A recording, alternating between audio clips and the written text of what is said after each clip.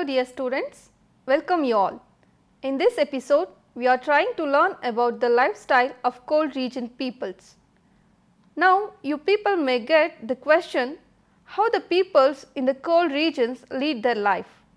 So, in this episode, we will look into a few facts about how people live in cold regions of India under the following subheadings: the cold situation in India, context of people living in cold regions, bioclimatic architecture for people in cold regions, domestic buildings for people in cold regions, and features of developing projects.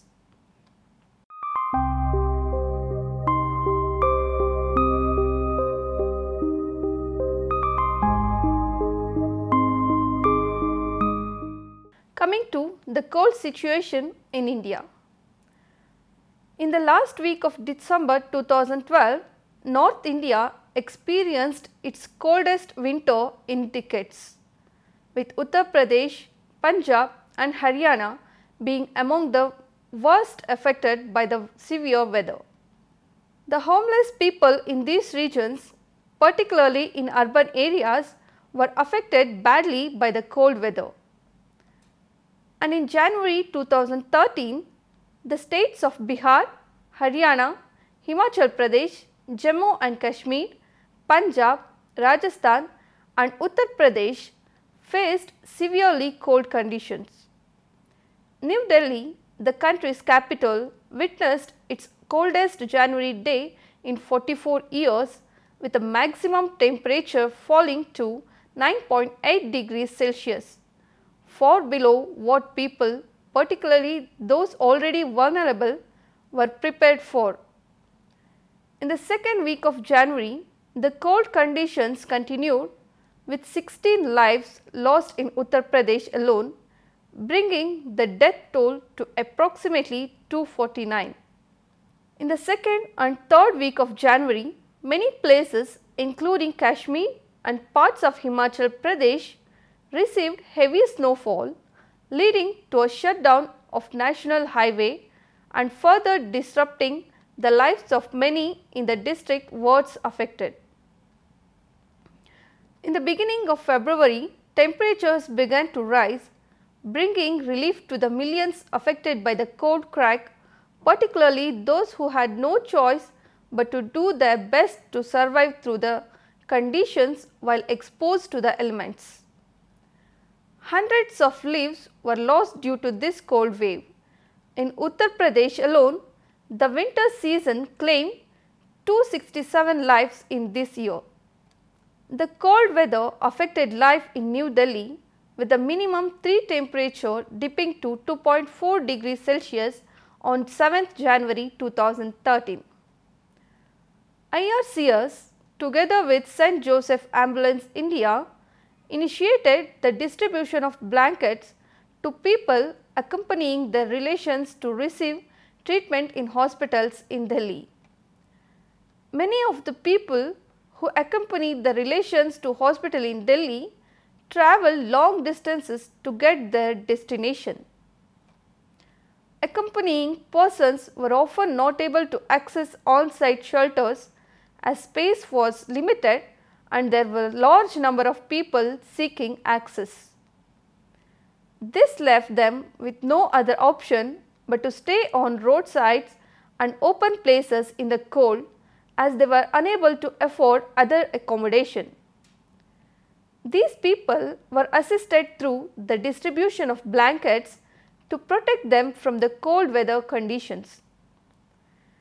During the second week of January, IRCS initiated the distribution of 1000 blankets to the cold affiliated patients and attendants in central government hospitals in Delhi.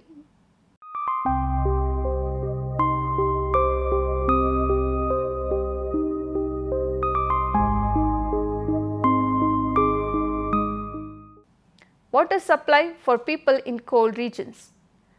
General considerations. Initial assessment producers should take into account climatic factors including the possibility of seasonal freeze-ups to determine whether cold region technology may be necessary. In some countries, a high level of infrastructure may have existed before the disaster. The repair of complex urban systems require experienced engineers. In cold regions, winterization studies should be carried out in the summer where possible. These should be designed to predict the possible effects a harsh winter may have on the provisions of aid. Winter conditions can make access routes impossible. Importing water into the disaster area may not be a feasible option. Local water sources may have to be used even if it is poor quality. Water sources and water quality. Groundwater. In winter, groundwater is usually warmer than surface water. Using groundwater therefore will help to prevent water freezing in treatment systems, storage tanks and pipe works. In all situations, however, levels of salinity or dissolved metals will determine whether groundwater is a suitable source or not. Rivers and streams. Winter freezing of surface water runoff greatly reduces flow volumes and increases the concentration of ions as more of the flow originates from groundwater sources. During winter, spring thaws lead to temporary deterioration in water quality as runoff washes impurities into the system. Lakes. Ice is relatively pure. As surface water freezes, it rejects most salts and dissolved organic matter.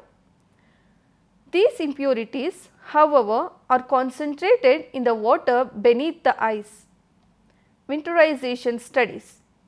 Such studies are designed to improve the efficiency of winter aid provision. They identify inadequate technology, possible logistic difficulties and health issues that will be caused by forthcoming winter. Measures can be introduced to overcome potential problems before they arise. The government should consider the following.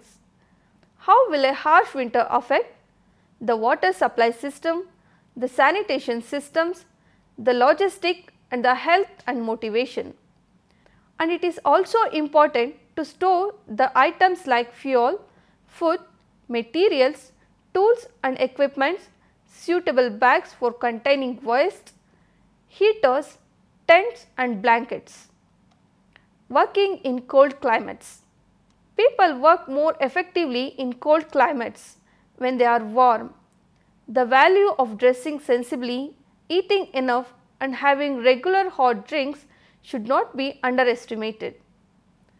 Personal kit should include warm, waterproof clothes, hat and gloves and sturdy boots. Note that the wind chill factor can make the climate seem much colder than the thermometer reading.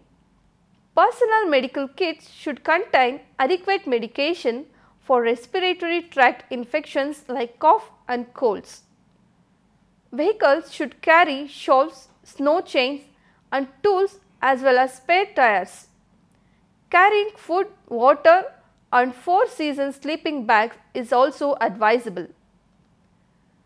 Health risks include hypothermia, snow blindness and carbon monoxide poisoning, which can occur when small stoves are used in confined area with inadequate ventilation. Major issues which need to be addressed.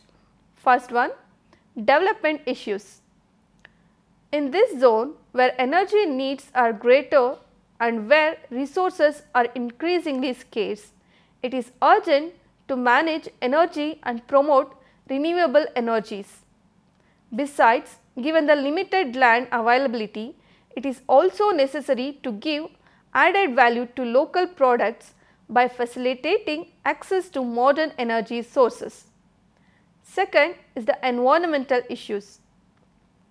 Deforestation, local and global pollution, climatic warming and the impact on the region dwelling resources, changes in monsoon pattern all call for action to help human communities to adapt themselves.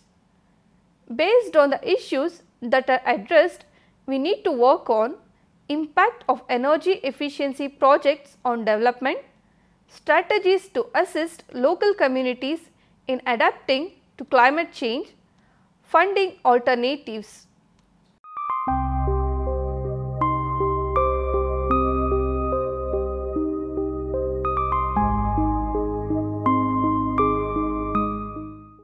Next is the context of people living in cold regions. Many families use dung for cooking and heating or are forced to spend hundreds of hours a year collecting dead woods. Mountain passes are closed for 6 months of the year, which prolongs the isolation. Vegetation and biomass are becoming scarce. Further, the political context is not conducive to the emergence of comprehensive solutions to improve the living conditions of these people.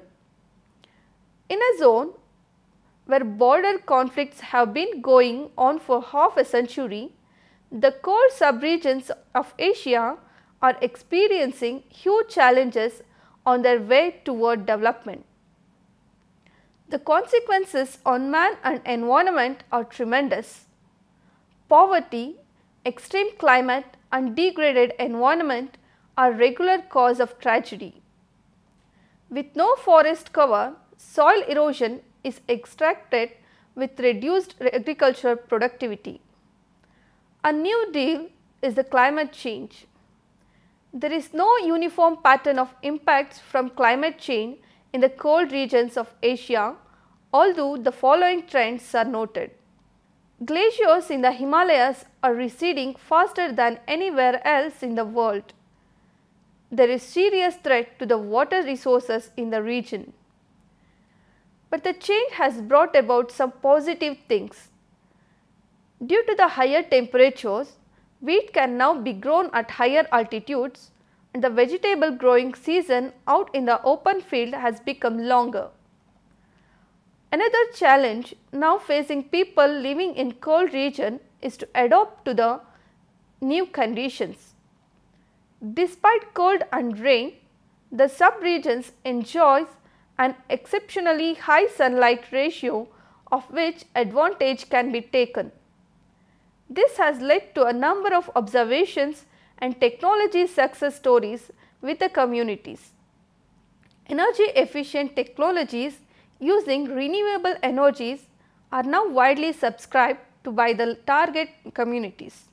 The stakeholders involved and the many other good practices they advocate in all areas of energy and development have been inventoried. Skills allowing adaptation to climate change are far less developed. Pioneers in the field will outline their initiatives. Multilateral exchanges will take place on the ways of involving the communities, summoning potential human and financial resources, etc.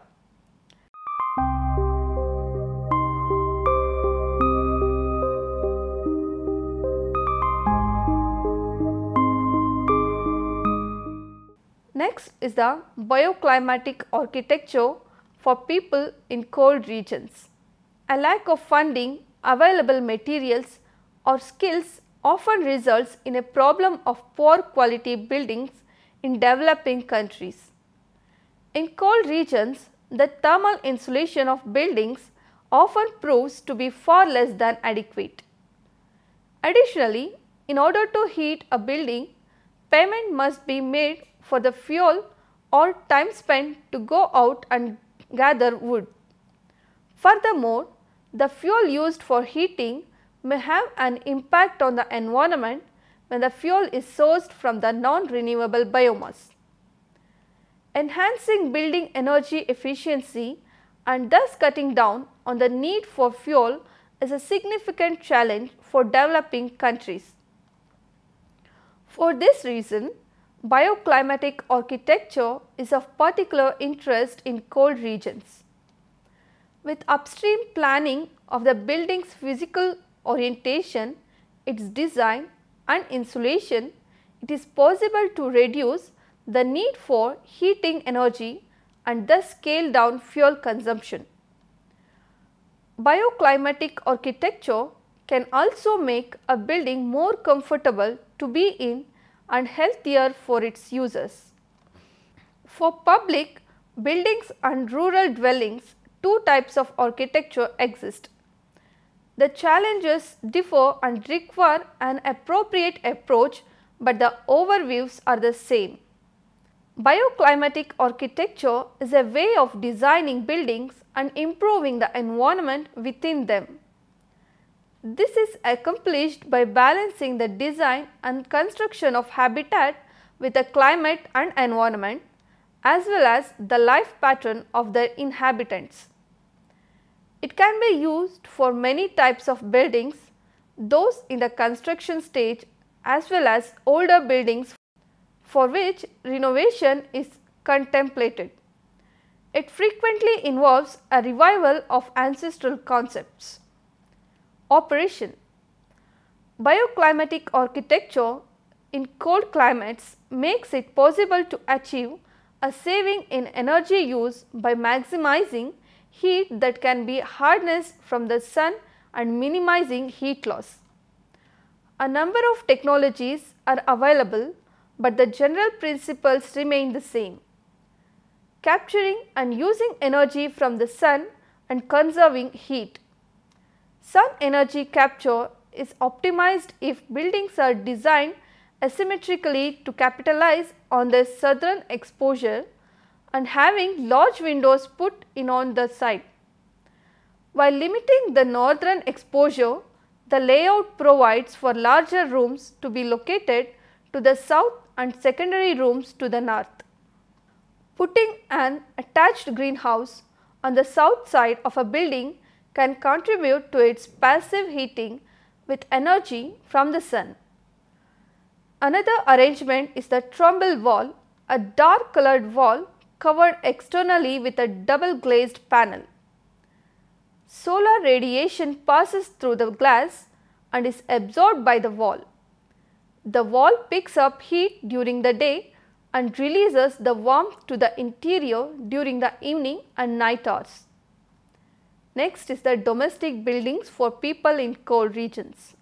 The passive solar house is a house built to take advantage of sunlight during the cold season to heat the interior space.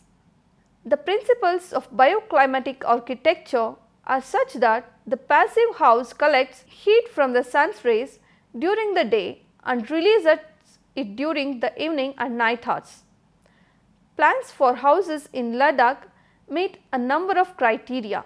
They are technical, social, financial, etc. The materials used are virtually all local, commonly available at low cost.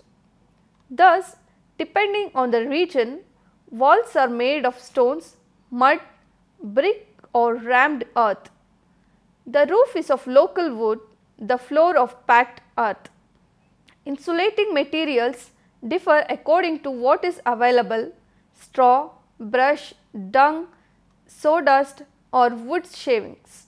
Where renovation work is involved, the southerly exposed wall is rebuilt using the passive solar technology chosen, the enlarging windows, double glazed glass, Trombe wall or addition of an attached greenhouse. The roof, floor, walls and any other windows are insulated. If a new room is to be added, the southerly exposed wall includes passive solar technology. The roof, floor and other walls are insulated. Insulation is done in such a way as to obtain the maximum thermal mass, enabling heat to be stored and subsequently released. Fuel consumption is cut by 60%. The warm interior environment is conducive to handicraft making during the long winters. Electricity applications.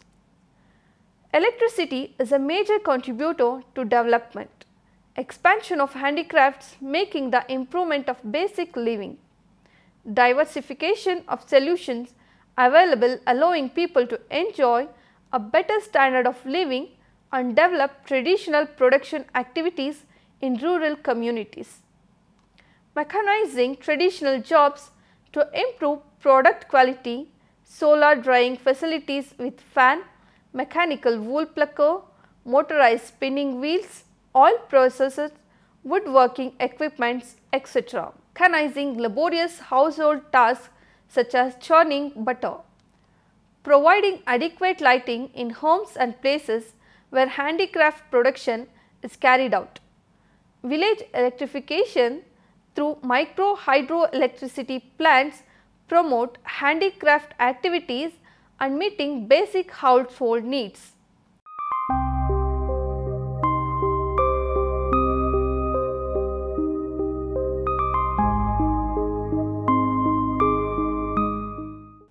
Next is the futures of developing projects. The project aims at disseminating energy efficient housing and therefore improving winter livelihoods of rural communities in the cold desert areas of the Indian Himalayas. The specific objectives are: set up 1000 domestic and community buildings in about 100 villages with energy efficient technology.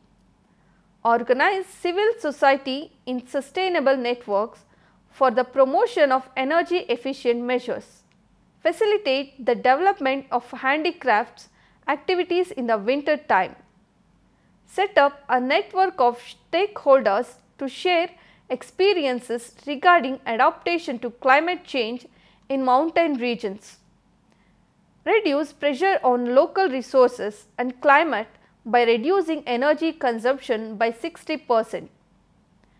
Beneficiaries of development project are 3 lakh people living in Ladakh, Zanskar, Kargil, Lahul and Spiti in state of Jammu and Kashmir and Himachal Pradesh.